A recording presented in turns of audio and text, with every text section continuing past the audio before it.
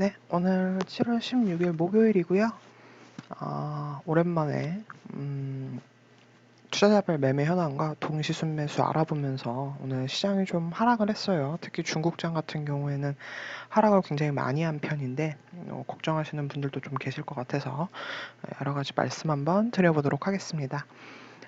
우선 오늘 장중 내내 현물에서는 외국인과 기관의 동시 매도가 많이 나왔어요. 역시 늘 그랬듯이 코로나 이후로 계속 개인이 받아주고 있는 모습이 나옵니다. 양매도가 나오건 한쪽에서 매도가 많이 나오건 외국인 물량을 기관이 받아준다든지 기관의 물량을 외국인이 받아준다든지 그런 행태는 잘 보이지 않고 늘 그 물량은 개인이 받아주는 모습이에요. 하지만 이제 제가 늘 집중해서 보는 부분이 선물이고, 선물이 어제는 매도가 나왔습니다만 오늘은 이제 장 막판 다 끝나고 나서 선물 시장은 3시 45분에 이제 마감이 되니까 마감하면서 보니까 역시 외국인들이 오늘 선물을 담았어요. 네, 선물을 담았다는 건 제가 이 얘기 두 번 다시 안 하기로 했지만 여전히 시장 급락이라든지 추세 하락을 논하기에는 여러 가지 수급적인 측면에서 문제가 있다라는 말씀을 다시 한번 드립니다. 걱정은 되셨을 거예요. 왜냐하면 오늘 시장이 처음에는 좀 잘 올라서 시작을 했는데, 처음에는 좀 시작이 나쁘지 않았죠. 시작이 나쁘지 않았는데, 점점 갈수록, 시장이 좀 안 좋다 보니까 걱정하시는 분들도 계셨을 것 같은데, 여전히 MACD 불이 영선 위에서 잘 지켜주고 있고 확대해서 보시면은 5일선 계속 5일선 11선 타고 시장은 계속 가고 있어요. 비록 음봉이지만 계속 2200에서 두드려 맞는 모습이지만 오늘 두드려 맞는 건 저는 어느 정도 각오를 했죠. 왜냐하면 확대해서 보시면 이날 갭이 있었어요. 어제 갭이 있었기 때문에 시장적으로 보면은 오늘 갭을 메워주고 차라리 내일이나 다음 주부터 쏘는 게 더 깔끔하고 그림상 좋다고 저는 생각을 합니다. 그래서 저는 아직 시장에 대해서 걱정을 한다든지 그런 부분은 없다는 점을 다시 한번 말씀을 드립니다. 자, 오늘 동시순매수 외국인 기관 동시순매수 살펴보면은요. 아무래도 시장이 하락하다 보니까 하락할 때마다 늘 외국인 기관이 인버스 들어와서 단타 치고 나가는 건 제가 저번에도 설명을 드렸기 때문에 이거는 절대 추세적으로 갈 수 없는 차트예요. 현재까지로서는.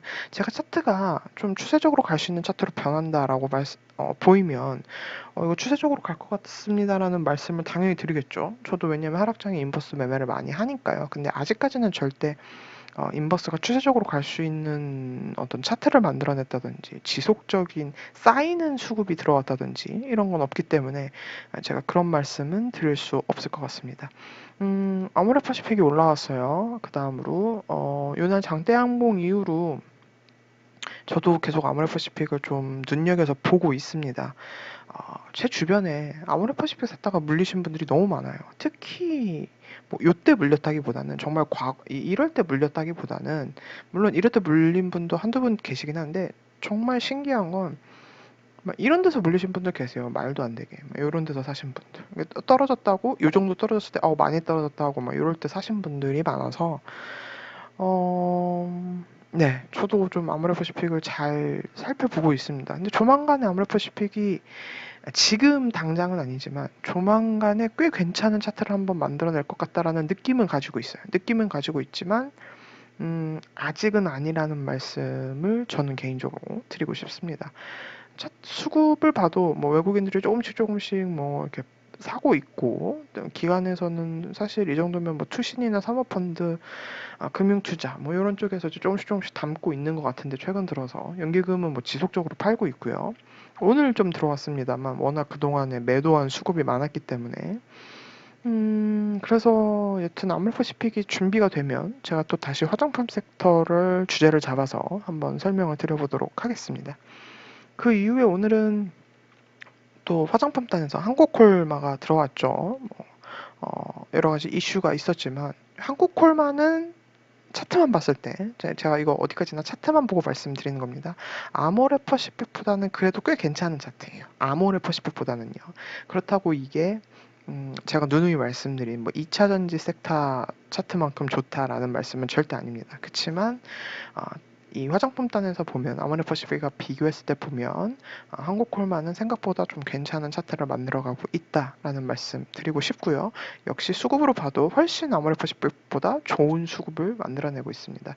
외국인과 기관에서 동시순매수가 7월 13일부터 들어오는 모습, 뭐 연기금까지 세개 쌍끌이 들어오는 거 보면 차트적으로도 그렇고 콜마가 훨씬 좋아 보입니다. 그래서 이 부분에 대해서도 한번 짚고 넘어가고 싶었습니다.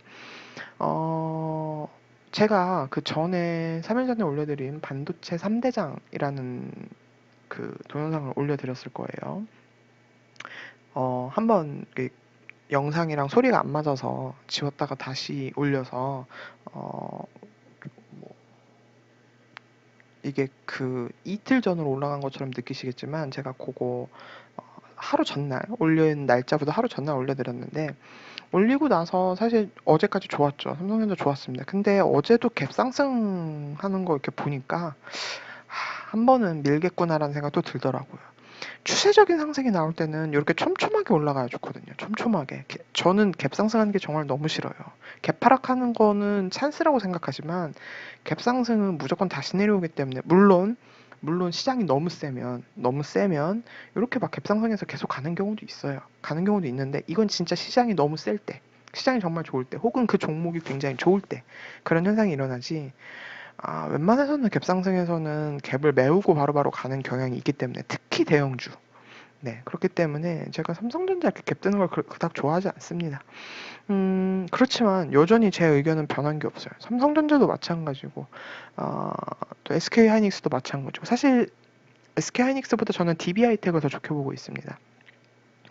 DB하이텍을 더 좋게 보고 있는데, DB하이텍 차트를 보시면 사실 삼성전자, SK하이닉스, DB하이텍 반도체 3대장 제가 올려드린 거 보면 차트적으로는 저는 DB하이텍이 제일 좋아요. 네, 차트적으로 보면 제일 좋고 뭐 수급도 나쁘지 않고요. 수급도 나쁘지 않고 제가 그때 간단히 설명드릴 때 코로나 전후로 가격이 돌아온 것밖에 없다라고 말씀을 드렸어요. 요번에 이제 조금 올랐죠. 가격 돌아왔고 이만큼 조금 올라간 거 있는데 이제 시작이라고 저는 봅니다. DB하이텍 같은 경우에는 반도체도 따내서 이제 시작이라고 보고 뭐 월봉도 너무너무 예쁘고요. 월봉도 제가 볼 땐 이미 힘든 시간은 다 거쳤다라고 보이고 주봉으로 봐도 너무 좋아요. 도지 나오는 모습 오늘 뭐 떨어져서 31,000원 깨는 흐름이 나왔지만 지금 가격단에서는 매수해야 될 가격 구간이지 이거를 매도하거나 두려워하거나 그럴 구간은 절대 아니라고 생각합니다.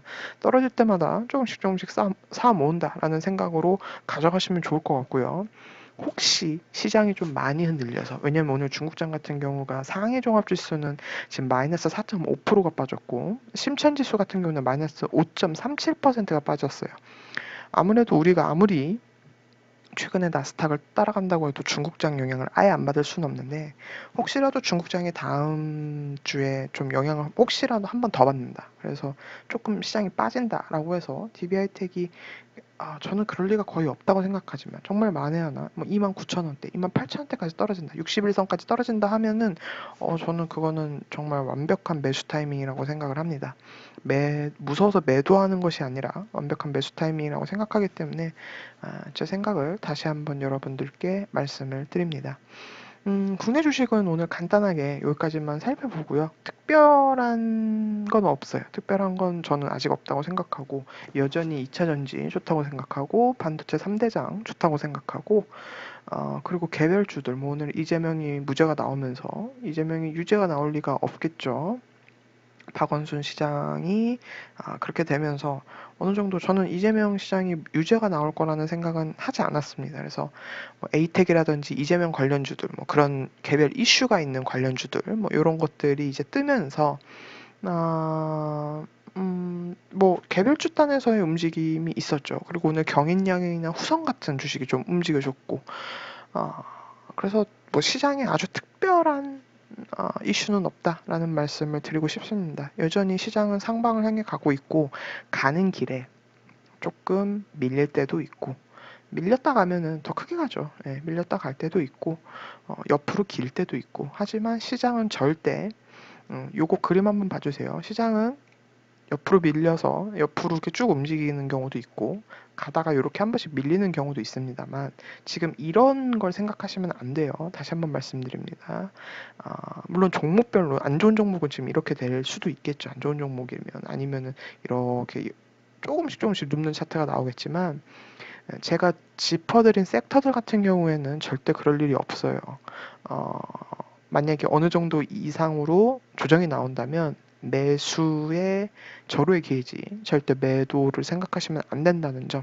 그리고 지금은 현금 보유할 때가 아니라 주식으로 보유하시는 게 가장 좋다라는 점을 다시 한번 말씀을 드리고 싶습니다. 네, 오늘 국내 동영상은 여기까지 마치고요. 제가 이어서 바로 중국장 관련해서 몇 가지 저의 변동 상황이 있어서 몇 가지 한번 또 브리핑 해드리도록 하겠습니다. 네, 오늘 동영상 여기까지고요. 감사합니다.